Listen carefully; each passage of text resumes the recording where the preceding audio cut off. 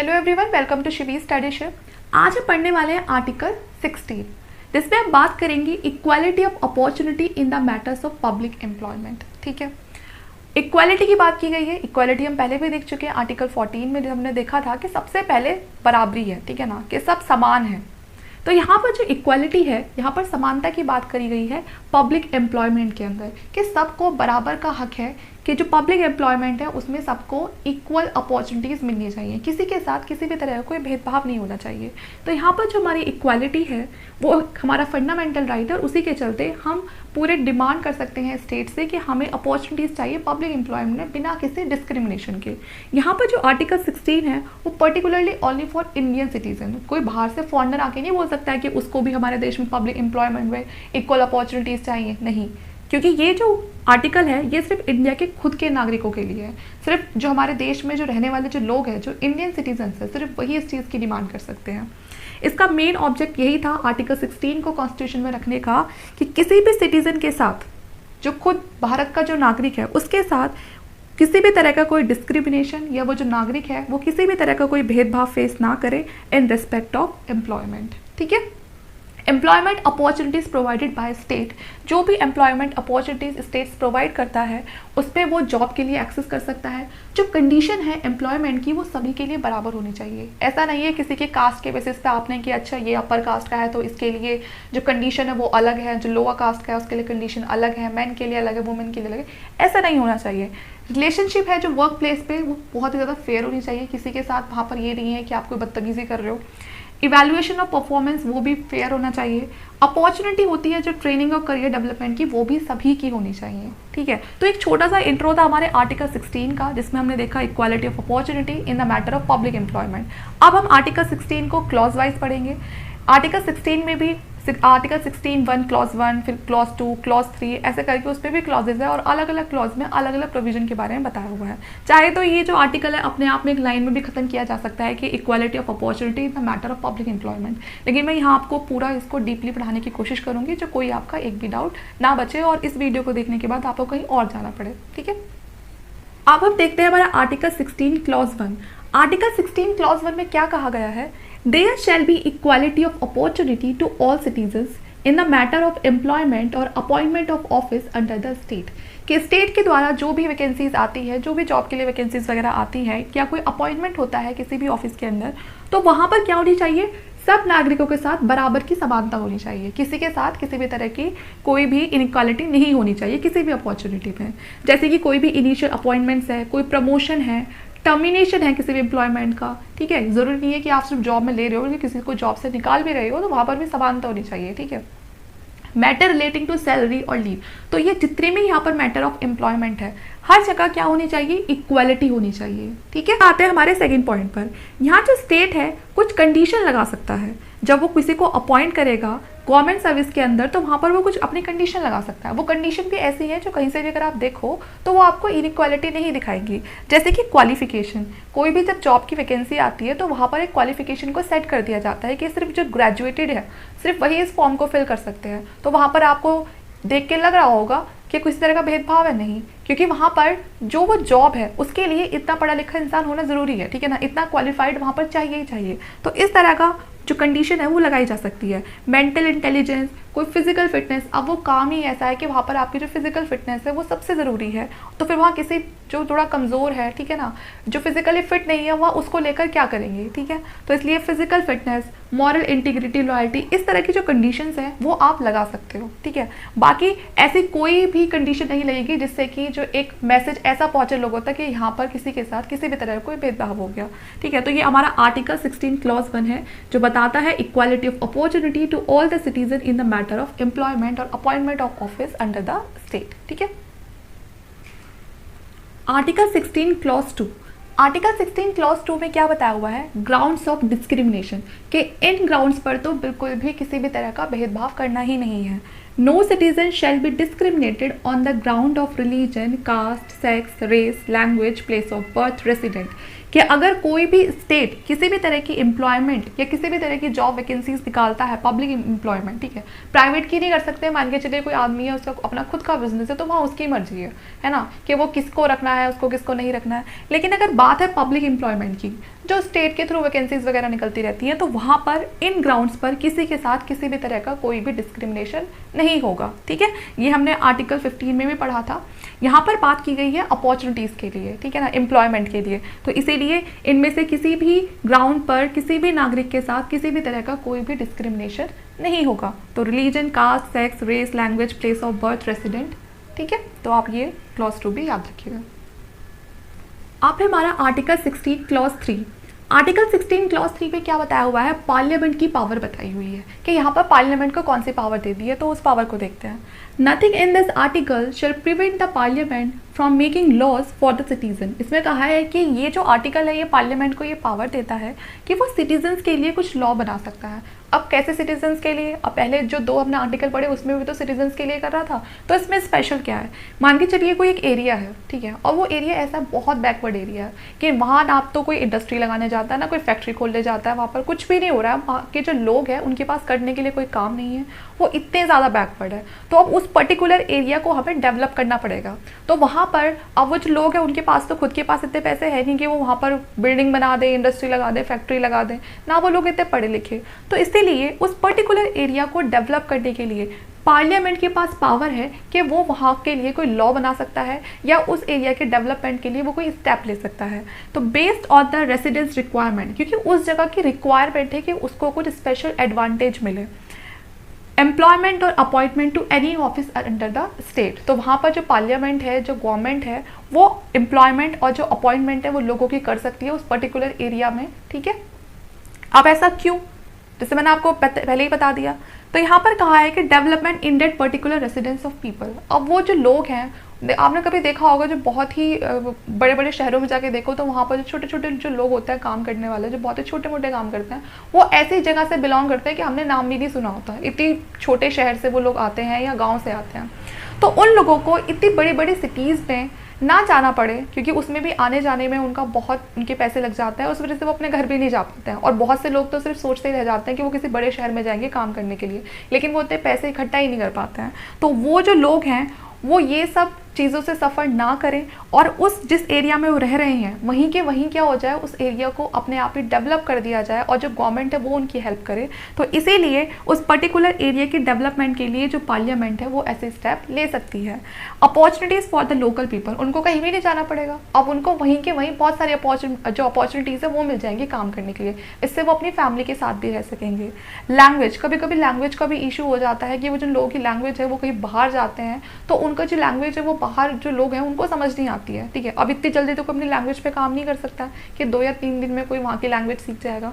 तो ये जो लोग हैं, स्पेशली वहाँ पर जो रहने वाले जो बहुत ही बैकवर्ड लोग हैं, ठीक है, और किसी पर्टिकुलर एरिया की जब जो डेवलपमेंट है वो रुक जाती है कि वहाँ तो कुछ हो ही नहीं रहा, तो उस केस में जो पार्लियामेंट है उसके पास ये पावर होती है कि वो किसी पर्टिकुलर एरिया की डेवलपमेंट में लोगों की हेल्प कर सकता है या उस एरिया की हेल्प कर सकता है, उनके लिए कुछ लॉज वगैरह बना सकता है, ठीक है। तो ये था हमारा आर्टिकल 16 क्लॉज 3। अब हम देखेंगे इसमें आर्टिकल 16 क्लॉज 4 को, जिसमें स्टेट के पास पावर है। पहला पॉइंट हमारा क्या कह रहा है, nothing in this article shall prevent the state to make special provision for the reservation of any post for backward class of citizen. जैसे हमने लास्ट वाला जो हमारा आर्टिकल था उसमें पढ़ा था कि उसमें स्टेट ने पावर दी हुई थी पार्लियामेंट को कि किसी भी बैकवर्ड जो एरिया है, वहाँ पर बात की गई थी कोई ऐसा एरिया जिसकी डेवलपमेंट ना हो रही हो, ठीक है, उसको डेवलप करने के लिए वो कुछ ऐसे स्टेप ले सकता है या कुछ ऐसे लॉज बना सकता है। लेकिन यहाँ पर बात की गई है रिजर्वेशन की, कि किसी भी पोस्ट के लिए रिजर्वेशन किया जा सकता है किन लोगों के लिए, जो बैकवर्ड है, ठीक है ना, बैकवर्ड क्लास ऑफ सिटीजन, उनके लिए स्टेट जो रिजर्वेशन का प्रावधान है उसको रख सकता है। अब यहाँ पर बैकवर्ड क्लासेस है कौन सी, तो बैकवर्ड क्लासेस में एससी और एसटी तो आती ही आती हैं, साथ में each state has the power to decide whether a particular class of citizen is backward or not by laying down acceptable criteria। देखिए एससी और एसटी तो है ही बैकवर्ड क्लासेस में, साथ में और बैकवर्ड क्लासेस में कौन आएंगे ये डिसाइड करने की जो पावर होती है वो स्टेट के पास होती है कि वो कुछ क्राइटेरिया फिक्स कर कर, ठीक है ना, कुछ क्राइटेरिया अप्लाई कर कर वो बाकी जो लोग हैं उनको भी इस कैटेगरी में डाल सकता है कि ये बैकवर्ड क्लासेस के लोग हैं, तो इसीलिए ये भी रिजर्वेशन के हकदार हैं, ठीक है। तो आर्टिकल 16 क्लॉज 4 में स्टेट के पास पावर है कि वो रिजर्वेशन कर सकता है किसी भी बैकवर्ड क्लास जो सिटीजन है उनके लिए। बैकवर्ड क्लास में कौन कौन आते हैं, एससी और एसटी आते हैं। साथ में स्टेट के पास पावर है कि वो चाहे तो किसी और क्राइटेरिया के बेसिस पे इस बैकवर्ड क्लास में वो और सिटीजन्स को भी शामिल कर सकता है। इसको अच्छे से समझने के लिए हम एक केस लॉ देखेंगे, उस केस लॉ से सब कुछ क्लियर हो जाएगा। और उस केस लॉ के चलते 2 अमेंडमेंट्स होती है जो बहुत ही इंपॉर्टेंट होती हैं, ठीक है। अब हम उस केस लॉ को देख लेते हैं, फिर ये आपको आर्टिकल और अच्छे से समझ आएगा। अब हम स्टडी करते हैं इस केस लॉ को, जो Indira Sahni versus union of India था। तो पीछे का पहले थोड़ा सा बैकग्राउंड में आपको बता देती हूँ। आर्टिकल 16 क्लॉज 4 में हमने क्या पढ़ा कि स्टेट के पास पूरा राइट है कि वो बैकवर्ड क्लास ऑफ सिटीजन है उनके लिए किसी भी पोस्ट पर क्या कर सकता है, रिजर्वेशन कर सकता है, कुछ सीटों को रिजर्व कर सकता है, उनको रिजर्वेशन दे सकता है। अब यहाँ पर इस केस में हम देखेंगे कि जो Indira Sahni versus union of India था, इस केस में क्या होता है, 9 जजेस की बेंचेस बैठती है, ठीक है। और उसमें वो एक प्रिंसिपल, ठीक है, 12 प्रिंसिपल्स डिसाइड करती है। और यहाँ पर मेजॉरिटी होती है इस केस में 6:3 की जो मेजॉरिटी से जो ये 12 प्रिंसिपल्स को डिसाइड किया जाता है for reservation of vacancies of backward classes. तो यहाँ पर ये जो केस है इसमें जो मुद्दा था वो यही था कि बैकवर्ड क्लासेस के लिए जो वैकेंसीज निकलती हैं उसमें रिजर्वेशन कितने % होना चाहिए, ठीक है। एक बार फिर से आपको बता देती हूँ, Indira Sahni versus union of India, इसका मोटिव क्या था इस पूरे केस का, जो वैकेंसीज निकलती हैं उसमें बैकवर्ड क्लास के लिए रिजर्वेशन कितना होना चाहिए, ठीक है। इसमें अब 12 प्रिंसिपल जो थे वो डिसाइड कर लिए जाता है। उन 12 प्रिंसिपल्स में से जो 3 सबसे इंपॉर्टेंट है हम उन पे बात करेंगे। तो पहला प्रिंसिपल कहता है 20% limit for socially and educationally backward classes, ठीक है, कि 20% जो सीट्स है हम रिजर्व कर सकते हैं, 20% हम उन्हें रिजर्वेशन दे सकते हैं जो सोशली या फिर एजुकेशनली जो बैकवर्ड क्लास है। सेकेंड पॉइंट कहता है जो 20% रिजर्वेशन है वो सिर्फ अपॉइंटमेंट के लिए है, प्रमोशन के लिए नहीं है। जैसे वैकेंसीज निकली तो उस पे है सिर्फ 20% रिजर्वेशन कि उनको अपॉइंट कर लिया जाएगा, और जो 20% सीट्स है वो उनकी है। लेकिन अपॉइंट होने के बाद अगर आप बोलते हो कि इनके प्रमोशन में भी रिजर्वेशन दिया जाए, कि वहाँ पर भी इनको अलग से बेनिफिट दिया जाए, तो प्रमोशन में किसी भी तरह का कोई रिजर्वेशन नहीं है। लास्ट प्रिंसिपल है इसमें, total reservation shall not exceed more than 50%, कि जो टोटल रिजर्वेशन है वो कभी भी 50% से ज़्यादा एक्सीड नहीं कर सकता है। मैक्सिमम सिर्फ 50% रिजर्वेशन दिया जा सकता है, उससे ज़्यादा जो रिजर्वेशन है वो नहीं दिया जा सकता। तो ये तीनों पॉइंट आपको क्लियर हो गए होंगे। 20% लिमिट फिक्स कर दी सोशली और एजुकेशनली बैकवर्ड क्लास लोगों के लिए, और ये जो 20% सिर्फ रिजर्व किया ये सिर्फ अपॉइंटमेंट के लिए था, प्रमोशन के लिए नहीं था, ठीक है। और थर्ड है कि कभी भी जो रिजर्वेशन है वो shall not exceed more than 50%, ठीक है, 50% से ज़्यादा कभी नहीं मिलेगा, ठीक है। अब यहाँ पर ये इतना हो गया। अब इसमें क्या हुआ, जो कोर्ट और स्टेट है इन दोनों के बीच में इस टॉपिक को लेके हो गए घमासान, ठीक है। अब यहाँ पर इसी के चलते 1995 में जो गवर्नमेंट थी उसने पूरे इस इंदिरा साहनी और जो उसके प्रिंसिपल्स थे उनको क्या कर दिया, पूरी तरह से नलिफाइड कर दिया। और क्या इंट्रोड्यूस किया, आर्टिकल 16 क्लॉज 4A, जो हमने पढ़ा था ना रिजर्वेशन के लिए, अब उसमें क्लॉज 4A को भी ऐड कर दिया। कौन सी अमेंडमेंट से, 77 कॉन्स्टिट्यूशनल अमेंडमेंट एक्ट लाकर जो हमारा आर्टिकल 16 क्लॉज 4A है उसको ऐड कर दिया। और इसमें क्या कहा गया कि जो 27% जो रिजर्वेशन है ना केवल अपॉइंटमेंट में दिया जाएगा बल्कि प्रमोशन में भी अगर स्टेट चाहती है, अगर ऐसा लॉ या कुछ स्पेशल प्रोविजन चाहती है तो वो प्रमोशन में भी रिजर्वेशन दे सकती है, ठीक है। अब यहाँ पर जो हमारा ये सेकंड पॉइंट है ये अपने आप ही गलत हो गया। सुप्रीम कोर्ट ने क्या कहा था कि प्रमोशन में किसी तरह का कोई आपको रिजर्वेशन नहीं मिलेगा, लेकिन यहाँ पर जैसे ही 77 कॉन्स्टिट्यूशनल अमेंडमेंट एक्ट आया उसमें साफ साफ ये बोल दिया कि जो ये 27% रिजर्वेशन है ना केवल अपॉइंटमेंट में बल्कि प्रमोशन में भी अगर स्टेट चाहती है तो वो ऐसा कोई भी प्रोविजन अपने देश के नागरिकों के लिए बना सकती है जो बैकवर्ड क्लास के हैं। उसके कुछ टाइम बाद ही आर्टिकल 16 क्लॉज 4B आता है। इसमें क्या बोला है, added by 81st constitution amendment, ठीक है। तो सबसे पहले तो ये देखेंगे कौन सी अमेंडमेंट से आया ये, तो 81st कॉन्स्टिट्यूशन अमेंडमेंट से जो आर्टिकल 16 क्लॉज 4B है उसको जोड़ा गया। और यहाँ पर क्या कहा था कि कभी भी जो रिजर्वेशन है वो 50% से ज़्यादा नहीं होगा, उससे ज़्यादा एक्सीड नहीं करेगा, लेकिन यहाँ पर बोल दिया कि 50% से ज़्यादा जो रिजर्वेशन है वो एक्सीड कर सकता है। अब कैसे, मान के चलिए इस साल कुछ वैकेंसीज निकलती हैं, वो वैकेंसीज फिल नहीं हो पाती हैं, ठीक है, उस पर उतने जो बैकवर्ड क्लासेस के जो लोग हैं वो उस पर उसको पूरी जो सीट्स है उनको भर ही नहीं पाते हैं। अब वो जो सीट खाली रह गई, जब अगले साल फिर से वैकेंसीज निकलेगी तो वो जो सीट है, ठीक है, जो रिजर्वेशन वाली जो सीट है वो उसमें ऐड हो जाएंगी।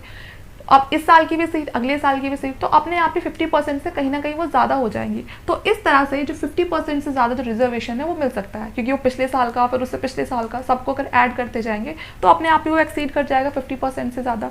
तो इस तरह से आर्टिकल 16 क्लॉज 4B के अकॉर्डिंग जो हमारा रिजर्वेशन है वो एक्सीड कर सकता है 50% से भी ज़्यादा। तो ये थी पूरा जो हमारा केस लॉ था कि किस तरह से इसमें ये प्रिंसिपल डिसाइड किए थे। उसके बाद फिर जो कोर्ट और स्टेट की लड़ाई के बाद 1995 में पूरा का पूरा जो 12 प्रिंसिपल्स थे इनको कैंसिल करके ये नए आर्टिकल्स को इंट्रोड्यूस किया गया। ठीक है, अब इसके बाद हमारा सिर्फ एक और आर्टिकल बचता है, आर्टिकल 16 क्लॉज 5 का। अब हमें वो देखना है बस। अब बात करते हैं आर्टिकल 16 क्लॉज 5 की। इससे बात की गई है रिजर्वेशन रिलीजियस इंस्टीट्यूशन।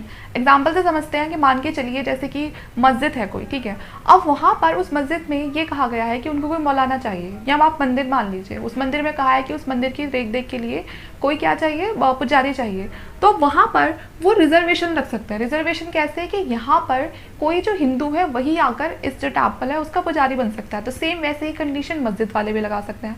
अब कोई पुजारी कहने लग जाए कि नहीं मुझे तो मस्जिद में जाके उसकी देखभाल करनी है, ठीक है, तो ये चीज़ें तो एक्सेप्टेबल नहीं है फिलहाल हमारी सोसाइटी में। तो यहाँ पर आर्टिकल 16(5) वही हमें रिलीजियस इंस्टीट्यूशन में रिजर्वेशन के लिए परमिशन कर देता है कि अगर कोई भी चाहे तो किसी भी रिलीजियस इंस्टीट्यूशन में जो वैकेंसी है, ठीक है ना, वहाँ पर इस तरह की, तो उसको फिल करने के लिए वो किसी पर्टिकुलर इंसान को, ठीक है, वहाँ पर रख सकता है। कि जैसे कि मैंने आपको बता ही दिया कि अगर मस्जिद है तो वहाँ पर मौलाना की ज़रूरत है, तो ऑब्वियस सी बात है कि वहाँ पर कोई मुस्लिम ही जाएगा। तो सेम ऐसे ही हिंदू के लिए है कि अगर टेम्पल है तो वहाँ पर कोई हिंदू जाएगा पुजारी बन के। तो इस तरह से जो रिजर्वेशन है वो की जा सकती है आर्टिकल 16 क्लॉज 5 में। तो यहाँ पर हमारे जो सारे आर्टिकल हैं वो ख़त्म हो चुके हैं। फिलहाल तो जो आर्टिकल 16 था वो हमने क्लॉज 5 में पढ़ा, तो वो पूरी तरह से खत्म हो चुका है। इसमें टोटल जितने भी क्लॉजेस थे मैंने आपको एक एक करके अच्छे समझाने की कोशिश करी है। तो आपको वीडियो अच्छे से समझ आ गया होगा। वीडियो अच्छी लगे तो प्लीज़ लाइक कर देना, शेयर कर देना और चैनल को सब्सक्राइब कर लेना अगर आपको और ऐसी वीडियोज़ मेरी देखनी है तो।